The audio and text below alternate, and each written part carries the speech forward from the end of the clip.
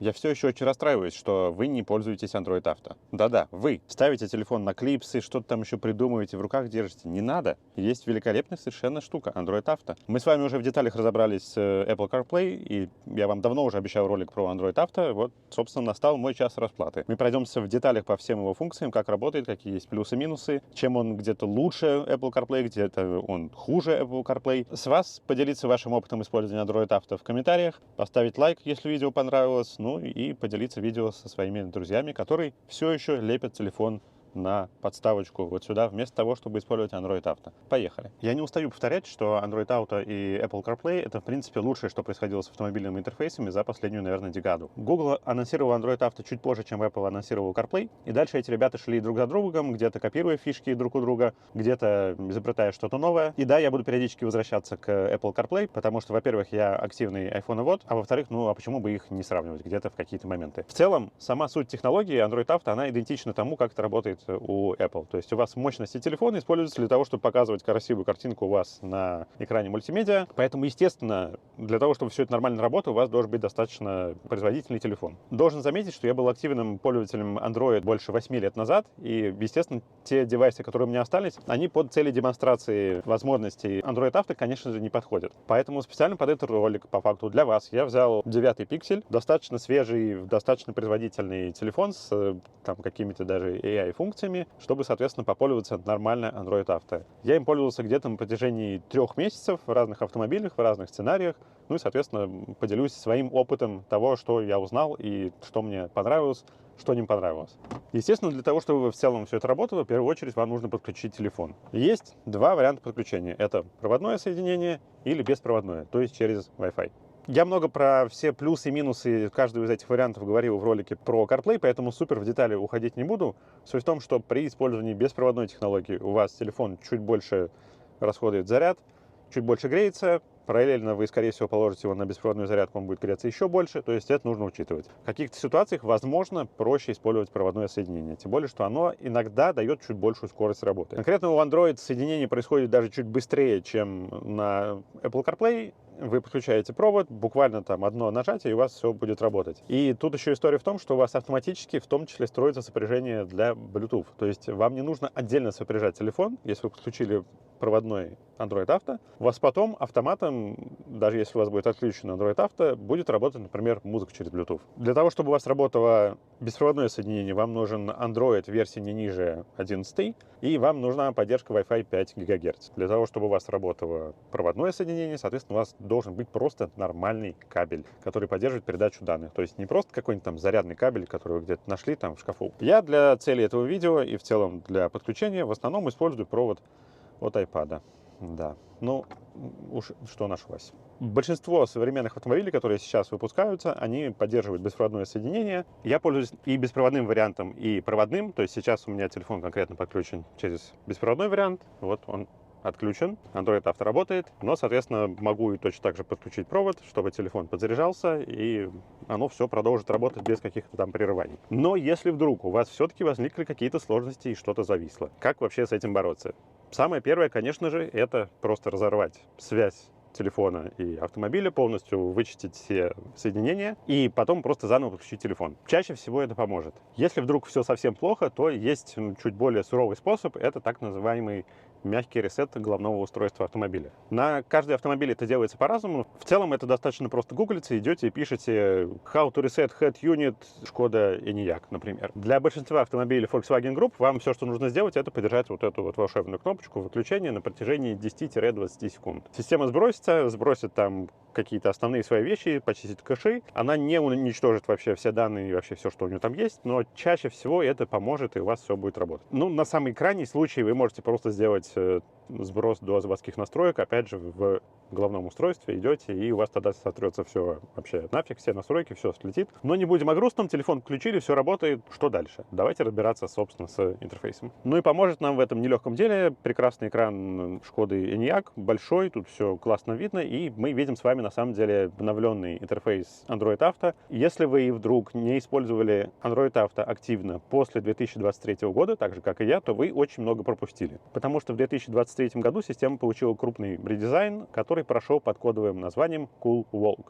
крутая прогулка. У вас теперь интерфейс разделен как бы на несколько блоков, несколько виджетов. Чем-то это перекликается с интерфейсом CarPlay, но суть в том, что у вас, соответственно, слева карта, справа музыка, и вы можете на самом деле быстро их менять местами. Просто кликнув на приложение, оно у вас тут же перескочило, все стало классно и красиво. Дальше, в зависимости от того, в принципе, какой у вас формат экрана, у вас верстка тоже может различаться. То есть конкретно здесь экран достаточно широкий, у вас меню будет отображаться с левой стороны. На моей Куге, например, у меня меню показывается снизу.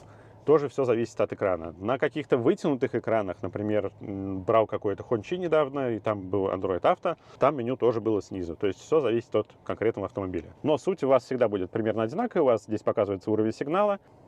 Здесь вы можете посмотреть уведомления, кому-то ответить, какие-то тексты быстро прочитать, либо все просто очистить. Дальше у вас идут последние использованные приложения также по своим категориям. Соответственно, навигация, музыка, звонилка какая-нибудь, мессенджер. И дальше у вас идет вызов голосового ассистента и в конечном итоге меню, где вы открываете и смотрите список всех доступных приложений. Так же, как в Apple CarPlay у вас есть быстрый выход обычно в основное меню вашего автомобиля, но в целом здесь это не особо важно, потому что вы можете также переключиться быстрой кнопкой домика и опять же также быстро вернуться назад в Android Auto через быстрые кнопки на экране, которые находятся за пределом верстки Android Auto. Возможно, такой интерфейс может немножечко перегружать, то есть у вас по факту, ну вот, как здесь это реализовано, как на большинстве последних Volkswagen это сделано, у вас получается, что и Android Auto, все их значки показываются, и куча уведомлений от самого автомобиля с какими-то кнопками.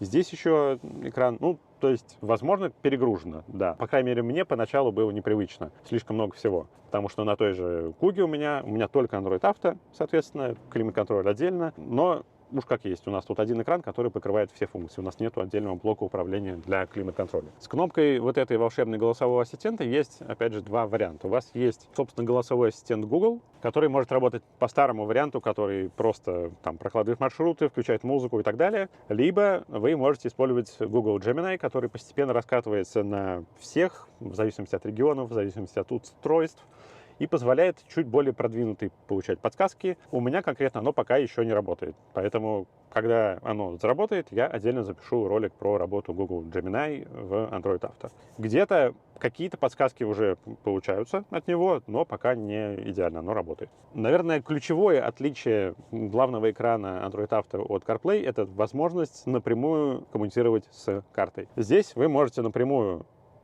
кликать на карту, вы можете ее масштабировать, соответственно, кнопками, можете использовать мульти-тач, даже вот там повернуть карту, все работает прямо здесь. Ну, в принципе, тут экран позволяет, это разумно. На меньших разрешениях это на самом деле не очень удобно. Прямо отсюда вы можете открыть поиск, то есть вы можете ткнуть какой-нибудь там готовый адрес, не знаю, проложить туда маршрут, если хочется.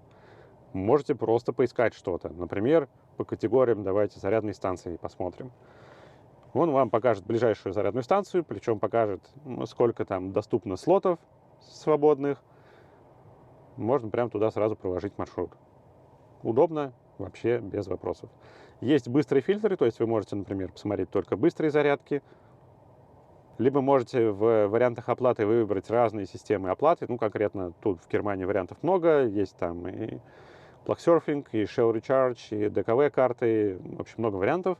Соответственно, вы можете пофильтровать, какие из заправочных карт, заправочных систем работают. Здесь же вы можете быстро, там, опять же, поправить карту в плане ее навигации. Можете сообщить о какой-то дорожной проблеме, там, авария, ремонтные работы, объект какой-то на дороге. Можете открыть настройки карты и здесь поиграться с тем, как карта выглядит, скрыть пробки, если очень хочется, включить вид с спутника. Сейчас он подгрузит. Или не подгрузит. Да, подгрузил. Но в целом в автомобиле, конечно, приятнее, ну, по крайней мере, тут использовать темный режим. Отключить какие-то уведомления можете, настройки конкретно прокладывания маршрутов. Например, вы можете прокладывать себе маршруты с отдачей приоритета тем вариантам, где у вас более эффективно энергия будет расходоваться. Можете избегать платных дорог, паромов и так далее. Стандартные все, в принципе, настройки Google карт. Можете сделать пресеты тех самых платежных систем для оплаты зарядок, ну, конкретно это электромобили, здесь это актуально. Ну и, соответственно, можете быстро себе карту отцентрировать назад, если вдруг вы с ней слишком долго поигрались. Если вам все-таки хочется прямо открыть полноэкранный режим, соответственно, вы кликаете на, собственно, Google карты, и они у вас открываются уже там прям по-царски на весь гигантский этот экран, и можете вы тут еще больше с ними играть. По факту весь функционал у вас сосредоточен по левую сторону, поскольку у нас автомобиль с левым рулем. Если у вас будет руль справа, то у вас, соответственно, зеркально все отразится. И, в принципе, разницы особой нет, в полноэкранном режиме использовать или в сжатом. Дальше вы можете, соответственно, играть с музыкой. И, опять же, тут отличие ключевое от CarPlay, что у вас помимо стандартных каких-то элементов вы можете запустить музыку, поиграть ее, можете переключить треки. У вас есть второй экран, где вы можете посмотреть рекомендации для вас. Ну, в общем, обычно здесь есть рекомендации, поверьте мне, покажу, вставлю отдельно, как это работает. Ну, суть в том, что у вас показываются, там, например, быстрые какие-то плейлисты, которые вы можете включить, рекомендации там следующих треков каких-то. Работает удобно, и, в принципе, да, можно, не отвлекаясь на телефон, все это включать. Ну, и опять же, как уже показал, если вам в данный конкретный момент карта под рукой не нужна, вы быстро передвинули себе, соответственно, мультимедиа поближе, чтобы с ним легче коммуницировать, ставить лайки на треки, потому что тогда треки автоматически добавляются там в плейлисты. Конкретно сейчас речь про YouTube Music. Ну, то есть, в принципе, такой достаточно удобный вариант. Либо можете переключить, посмотреть очередь на проигрывание. Дальше по навигации, да, есть еще одно, наверное, важное отличие от CarPlay, что если вы, например, просматриваете карту и мультимедиа, и даже если вы мультимедиа передвинули налево, и вы хотите ее посмотреть в полноэкранном режиме, она у вас все равно будет показываться в ограниченном режиме, да, у вас справа все равно будет показываться карта. Ну, конкретно тут экран большой, тут размеры позволяют. Поэтому, наверное, тут это норм. Даже если вы из общего списка приложений тоже откроете какое-то приложение, которое вам хочется, например, не знаю, Google News, да, то оно у вас также будет показываться рядом с картой. Ну, то есть такой моментик необычный есть. Что касается музыки, конечно же, вы можете использовать разные музыкальные приложения. Я конкретно использую в основном в Android Auto YouTube Music, потому что там мне конкретно нравятся подборки. Есть неплохие треки нужных мне исполнителей, которые мне нравятся. Но, например, для меня стало открытием, что в том числе в Android Auto вы можете использовать свою любимую Apple Music, если вдруг вы используете Apple Music. Для меня это было немножечко шоком, хотя это, в принципе, абсолютно логично, потому что на iPhone я также использую YouTube Music иногда. То есть, в принципе, вы точно так же авторизуетесь в Apple Music, добавляете свой аккаунт и можете смотреть все те же самые треки, которые у вас доступны на iPhone. Вы можете смотреть их на Android Auto, на своем Android-устройстве, что в целом абсолютно логично. Также вы, конечно же, можете использовать Spotify и любые другие музыкальные сервисы, которые вам нравятся. Все у вас будет работать примерно так же бесшовно, как и работает с YouTube Music. То есть точно так же у вас, после того, как вы запустили Apple Music для того, чтобы ее использовать, она у вас поднимается в списке, вы можете к ней быстрый доступ иметь. Также у вас есть механизм с виджетом, который опять у меня не грузится. Ну, что ж, бывает. Ну, в общем, примерно так же вы его используете. Естественно, с помощью голосового ассистента вы можете выбирать конкретные треки, вы можете переключать треки, что, в принципе, бессмысленно, потому что вы можете пользоваться кнопками на руле. То есть, в принципе, можете достаточно гибко им пользоваться. Почему-то сейчас конкретно он у меня сбунтовался и не работает. Попробую это записать там в другом каком-то автомобиле. Естественно, сильная сторона Android всегда была это очень гибкая кастомизация. Кому-то это нравится, кому-то не нравится, но что имеем, то имеем. Есть много разных вариантов того, что вы можете менять конкретно в настройках Android Auto. Во-первых, вы можете просто пройти в основное меню, открыть настройки, и дальше у вас тут есть целая простыня всевозможных вещей, которые вы можете менять. Вы можете, да, показывать или не показывать уведомления о сообщениях. Можете активировать возможность показать вам первую строку сообщения, которое вам прислали.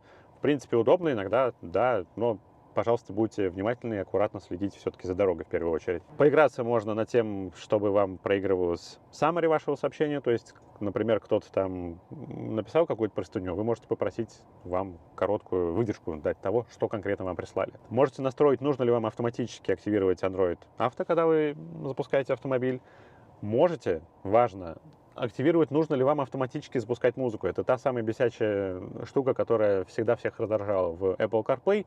Здесь она отдана пользователям на управление, то есть вы можете сказать, я не хочу видеть музыку автоматически, когда я сажусь в автомобиль, и приближать инфаркт от того, что на меня вдруг резко начинает орать моя любимая музыка. Но если вам все-таки этого хочется, включаете, и у вас автоматически будет играть музыка, когда вы садитесь, все классно. И вот уже мы с вами, к сожалению, в другой локации, потому что в процессе съемки Android Auto в Шкода Enyaq вот эта прекрасная камера у меня сдохла, и после замены аккумуляторов мне вот пришлось доснимать, где есть. И нас спасает в очередной раз моя Kuga. Автомобиль не такой современный, и у нас поэтому Android Auto проводной, но это все тот же самый 9 пиксель. Здесь беспроводной Android Auto не поддерживается, но поддерживается обычный Android Auto. Он работает вполне себе нормально. Как видим, в интерфейсе у нас по-прежнему два блока виджетов, то есть в данном случае слева музыка, справа карты. При этом сама навигация чуть меняется, то есть когда вы кликаете на карту, у вас она просто открывается в полноэкранном режиме. И как видно, панель навигации по приложениям, она располагается внизу. Плюс есть еще интересный момент, в кастомизации его покажу. Когда вы открываете карты, у вас внизу показывается схлопнутый компактный вариант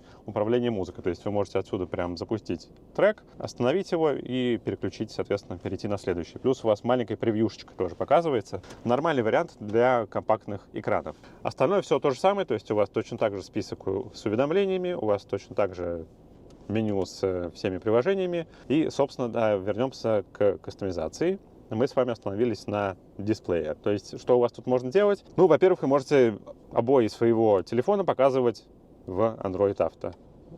Теоретически, где-то вот здесь вы их должны увидеть. Да, вот он, дизайн поменялся. Я особо обоями в Android своем не заморачивался, поэтому мне это, в принципе, не критично. Но вот если хочется прям под себя супер круто настроить, пожалуйста, функция такая есть. Естественно, можете поиграться, как у вас карты работают днем, ночью, какой режим вы предпочитаете. Ну, у меня всегда выставлен ночной, потому что мне просто так комфортнее. Дальше интересная настройка, она позволяет вам выбрать, где у вас находится водительское место. И по идее, как бы по дефолту он может сам это определить, исходя из параметров автомобиля. Но если вам прям очень хочется сказать, что на самом деле вы сидите с другой стороны, и он определил у вас все неправильно, то вы можете прям жестко поставить, слева вы сидите или справа. Дальше блок, где вы можете, собственно, поменять верстку. У вас можно указать, что вы хотите видеть ближе к водителю. Это в данном случае медиа или навигацию. Поставим навигацию, проверим.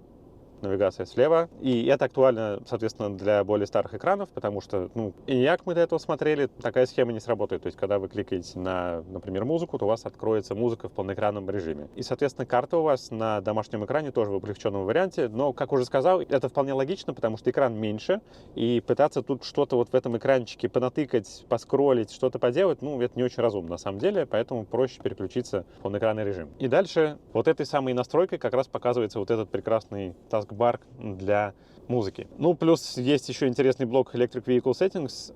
У нас с вами не EV автомобиль. Давайте все равно активируем. И у нас с вами появятся настройки, связанные с, там, например, коннекторами. То есть вы можете выбрать, какой у вас коннектор, и потом в картах, соответственно, это будет влиять на выдачу поисковую для вас, то есть чтобы сделать для вас весь экспириенс максимально бесшовным.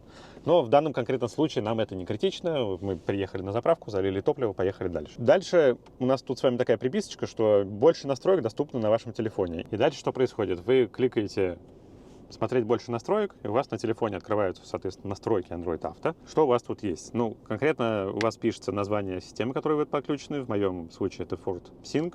Соответственно, наверху название. Часть настроек мы с вами видели, они сдублированы. Вы можете ими управлять как в телефоне, так и внутри Android Auto. Но, например, вы можете здесь открыть лаунчер, то есть управлять тем, какие приложения вы хотите вообще видеть в Android Auto. Схема аналогична тому, как это работает в CarPlay. У вас есть список всех приложений, которые поддерживают Android Auto, и вы, соответственно, можете какие-то из них убрать, что нам отсюда скрыть. Давайте скроем новости. Применит он это, к сожалению, после рестарта, но, тем не менее, функционал в целом разумный. Дальше тут есть еще одна дополнительная штука. Есть шорткаты, то есть вы можете добавить, например, быстрый звонок на какой-то контакт или какое-то действие через Google Ассистента. Например, если вам хочется настроить команду, которая будет позволять быстро открывать гараж. Соответственно, вы здесь ее прописываете, через умный дом у вас все это будет дело работать, у вас будет быстрый доступ к функционалу открытия гаража. Продолжая дальше с настройками играться, точно так же можем скрыть таскбар виджет. Ну и среди прочего у вас здесь есть настройки цифрового ассистента. Ну, соответственно, вы можете активировать здесь опцию Hey Google. Также в меню у вас есть очередной раз задублированная функция, то есть вы можете нажать здесь Customize, и он у вас просто откроет в телефоне настройку Customize Launcher. То есть, как видите, достаточно гибко можно настроить интерфейс под себя и в плане внешнего вида, и в плане того, что вы видите. Какие-то вещи более гибкие, чем у CarPlay, какие-то вещи нет. В основном вам, конечно, будет все там максимально удобно. Какой сейчас курс валют? 1 рубль – это приблизительно 1 цент. Спасибо. Это очень помогает. Теперь давайте посмотрим, какие вообще есть приложения, кроме уже просмотренных карт и музыки. Карты и музыка — это не единственное, что умеет Android Auto. Что еще вообще тут есть? У вас есть приложение с календарем. Естественно, вы можете управлять своими уведомлениями, создавать новые встречи и так далее. Все это посмотрим. У вас есть сообщения. Вы можете точно так же смотреть список всех полученных сообщений, где-то читать первую строку, если у вас настройки позволяют. Где-то можете ответить, если очень хочется. Конечно же, есть стандартная звонилка, есть новости. Есть Telegram, который вроде как не заблокирован. Ну и если вам совсем скучно, когда вы сидите в автомобиле, и, например, вам нужно скоротать время на зарядке, нам-то не надо, мы заехали, заправились и уехали. Но если вдруг вы взяли Шкоду Enyaq, и у вас не сдохла камера, и вы приехали на заправку, то у вас есть приложение Game Snacks. Прямо на экране Android Auto. Вы можете играть в самые разные игры, прямо здесь. Даже не знаю, что нам тут с вами открыть. Unblock that. Cannonballs. У меня тут даже вот, оказывается, какой-то рейтинг есть. Видимо, нафармил, пока заряжал.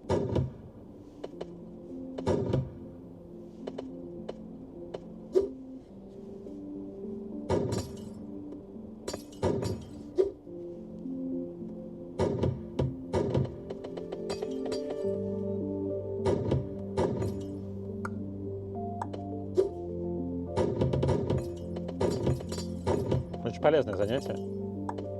И музыка хорошая.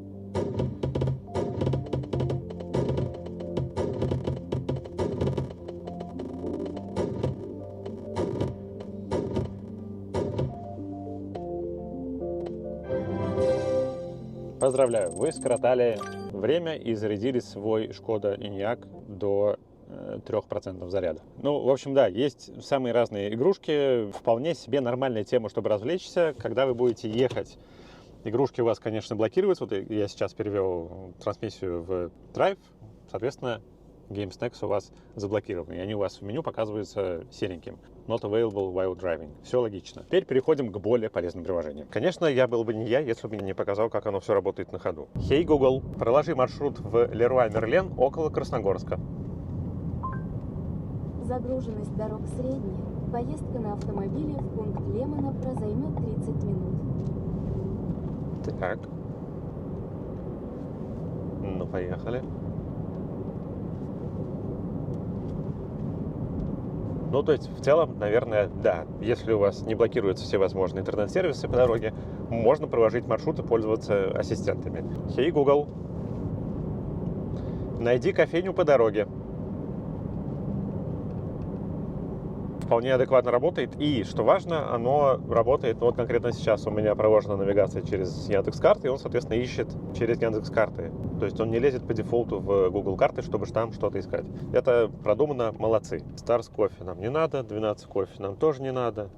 Ну, в общем, теоретически можно, да, куда-то проложить маршрут. Но, опять же, видно, что расположение точек тоже немножечко странное. То есть, например, номер 1 где-то вот здесь, хотя маршрут у нас проходит налево. Номер 2 где-то здесь, на другой стороне. Ну, то есть, короче, не идеально. Не идеально, но уж как есть. Hey, Google, напомни купить картошку через 30 минут. Окей, я отправлю вам напоминание 20 марта в 10 часов 31 минуту. Какая сегодня погода в Москве?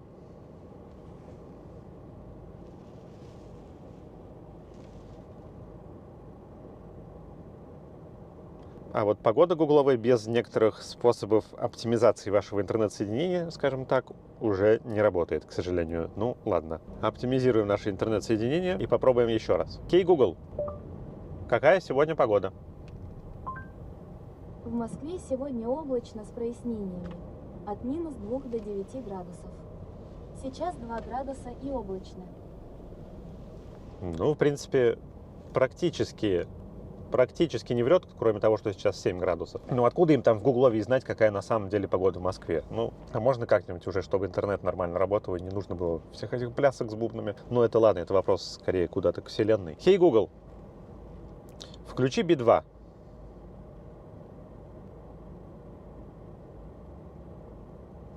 Все включил, честно, пожалуйста, через YouTube Music, соответственно, автоматом. Включи Ханса Циммера Time через Apple Music. Окей, включаю Time Aviators Remix Ханса Циммера в Apple Music.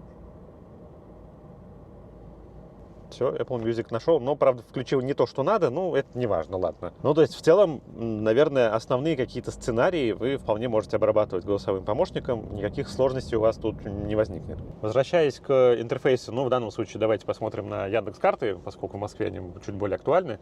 В целом, достаточно удобно читается информация на ходу, то есть у вас более-менее даже на маленьком экране, то есть у меня достаточно компактный экран в Куге. Все, что нужно, вы будете видеть. Вы будете видеть длительность поездки, во сколько приедете, сколько километров осталось. У вас будут показываться тут даже светофоры эти индексовые, указания по полосам движения, когда они есть, скорость. Ну, возможно, тут уже, конечно, много всего налеплено и перегружено, но вы всегда можете перейти в полноэкранный режим. У вас, опять же, музыка уедет вниз и будет, ну, в принципе, так достаточно прикольно. Дальше вы можете быстро перейти в обзор маршрута, найти какие-то альтернативные варианты, если хотите. Так вот их хлоп, хлоп, хлоп. Мультитач у вас работает. Поворот у меня, по-моему, тут не, поворот не хочет работать, но мультитач у вас в Яндекс.Картах на Android Auto работает, при том, что у меня абсолютно древнейший автомобиль, и, например, в Apple CarPlay у меня, конечно, мультитач не пашет. Дальше в поиске вы можете воспользоваться поиском по каким-то категориям, либо здесь у вас есть клавиатура, можете здесь что-то, по идее, поискать, либо открыть историю, посмотреть здесь точки, которые вы открывали ранее, и к ним, соответственно, быстро перейти. Ну, то есть, в принципе, на ходу можно использовать. Карту можно там уменьшить, можно быстро найти вашу локацию, если потерялись. Ну, и здесь есть некоторые настройки. Можете скрыть пробки, аудиовыведение отключить и с темой поиграться, если очень хочется. Вот так вот в обнимочку с камерой продолжаем дальше с вами ехать и искать дорогу в Лимана Про, чтоб ее, да. Что касается голосового ассистента, тут есть два режима работы. То есть первый режим работы — это, соответственно, стандартный Google Ассистент, вот то, что мы сейчас с вами слышали, который местами туповатенький, местами говорит какие-то глупости, местами не очень понимаю, что вы от него хотите, но, тем не менее, он работает. И он работает во всех регионах, без ограничений там, по всему миру. Дальше есть Google Gemini, который в конце 2025 года начали раскатывать в Android Auto. В каких-то регионах он уже доступен, в каких-то регионах он недоступен. Конкретно у меня он даже в Берлине на днях не работал. Пока что либо работал неполноценно. То есть в каких-то моментах мне удавалось стригерить, чтобы он чуть более разумно искал, в каких-то моментах нет. В чем проявляется его разумность? Например, когда вы будете искать точки по дороге, он будет вам выдавать более релевантные результаты. То есть он будет стараться искать точки, которые реально там вам подходят по маршруту, не выкидывать какие-то рандомные пункты где-то далеко, которые к вам не очень подходят. Будет более дружелюбен в плане поиска вообще того, что вам нужно. Вам не нужно будет очень точно семантически описывать, что вы хотите. То есть он будет понимать ваши хотелки. Но, опять же, пока что конкретно здесь полноценно оно не работает. Я про Gemini в Android Auto запишу просто отдельный ролик. Ну и конкретно какой голосовой ассистент у вас сейчас используется, вы выбираете у себя в настройках телефона. То есть у вас можно выбрать это Google Ассистент или Gemini. Google Gemini не будет работать, если у вас бизнес-аккаунт подключен. То есть если у вас, например, Google Workspace аккаунт используется для почты, и он у вас сейчас выбран в качестве основного на телефоне, то у вас не будет работать Google Gemini, например, в картах. Вот, это тоже такой момент. Возможно, частично это влияет, и поэтому у меня оно не работает, потому что у меня два аккаунта на телефоне, один рабочий, другой, соответственно, персональный. Что имеем, то имеем. Напишите про ваш опыт использования именно голосовых ассистентов на Android Auto, насколько он вам показался полезным или бесполезным. В целом, интерфейс, конечно же, у вас оптимизирован под использование за рулем. У вас все кнопки сделаны достаточно крупно, чтобы можно было ткнуть их без особого прицеливания за рулем. Кнопка возврата домой или там открытия дашборда, она у вас удобно расположена в углу, ее легко всегда можно нащупать, грубо говоря, не особо смотря в экран. Ну и все остальные приложения у вас тоже достаточно быстро и удобно открываются. Можете там быстро ткнуть, например, Google карты, что-нибудь в них поискать. Можете открыть сообщения и попросить их зачитать. Welcome to MTS Network. Access to mobile internet and SMS is temporarily limited in Russia for 24 hours. You can easily restore access via link to visit.mts.ru. Ну, в общем, да, сообщение он вам будет читать, расскажет про то, что у вас интернет ограничен в России, и все, в принципе, хорошо, как бы, да. Вы можете его легко разблокировать. Конечно же, можно использовать Android Auto для того, чтобы делать всякие звонки. Hey, Google, позвони Илон Маск. Извините, Кому вы хотите позвонить? Call Elon Musk. Извините, я не знаю, чем могу помочь. Да, очень эффективный помощник. Еще попытка. Hey, Google, позвони Илону Маску.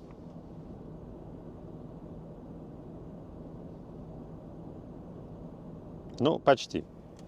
Наверное, потому что у меня контакт с похожим номером связан с Илоном Маском, но, по крайней мере, теперь он его нашел. Суть в том, что я переименовал контакт с английского названия на русское. Но в целом история в том, что у вас есть, соответственно, в фоне стандартный экран звонков, у вас есть избранное, конечно же, на первом экране, у вас есть Илон Маск, а как же иначе? Конечно же, вы можете просто напрямую набрать номер. Удивительным образом набор номера работает даже с включенной передачей, то есть теоретически, наверное, на ходу вы можете вполне набрать кому-то, здесь натыкать номер. Но лучше, конечно, этого не делать, лучше просто либо продиктовать номер, либо выбрать конкретный контакт. Ну и, конечно же, если вам приходит сообщение от контакта, на ходу у вас оно красиво, по идее, покажется. Пам-пам, можно его, да, проиграть. Привет, как дела? Вы хотите...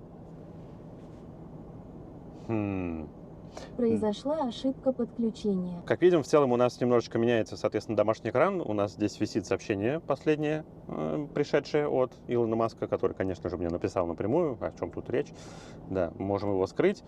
И у нас, соответственно, меняется интерфейс. Но поскольку, как мы видим, имеются некоторые проблемы с интернетом, я думаю, что стоит перейти к следующему каналу. Это у нас календарь. В календаре у нас есть очень удобная функциональность. Вы можете напрямую посмотреть, куда вам ехать.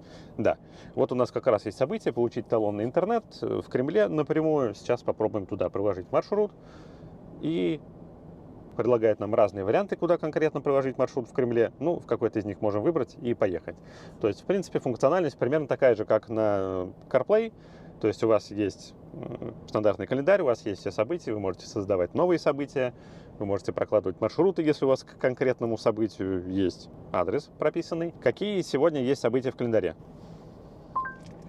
У вас 6 задач. Вот 3 из них. Подписаться на сегодня на 10 часов 2 минуты. Купить картошку на сегодня на 10 часов 20 минут. Купить картошку через 30 минут на сегодня на 10 часов 21 минуту. Остальные он решил не зачитывать. Ну, в принципе, правильно. Самое главное — это купить картошку.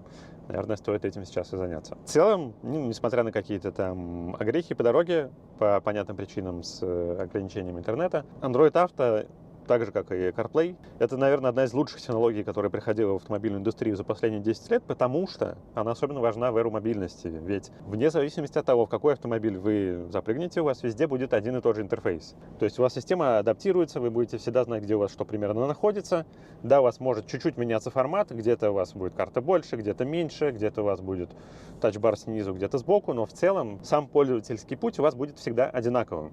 И, конечно, это круто. Ну, кроме тех случаев, когда Android Auto не поддерживается. И тут стоит затронуть еще одну важную историю, которая постепенно набирает обороты. Это Android Automotive. И в чем, собственно, отличие Android Automotive от Android Auto? В целом все достаточно просто. Android Auto — это когда у вас телефон используется для трансляции контента на мультимедиа вашего автомобиля. Соответственно, вы ограничены мощностями вашего телефона, приложениями, которые у вас установлены на телефоне и так далее. Android Automotive — это автономная система, которая ставится Google в партнерстве с автопроизводителями напрямую в автомобиле. То есть вам не нужно подключать свой телефон. Google полностью интегрирован в автомобиль. У вас встроены карты, сообщения, календарь. Там, в принципе, любые приложения, которые Google решит использовать, он использует. Количество автомобилей, которые сейчас поддерживают Android Automotive, оно сильно больше, чем количество автомобилей, которые поддерживают Apple CarPlay 2.0. Как бы Apple этого не хотел. Один из примеров автомобилей, который мы с вами смотрели с Android Automotive, это Cadillac Lyriq. Мы с вами его смотрели в рамках ролика «Куда жать», то обязательно посмотрите, в описании к этому ролику будет ссылочка.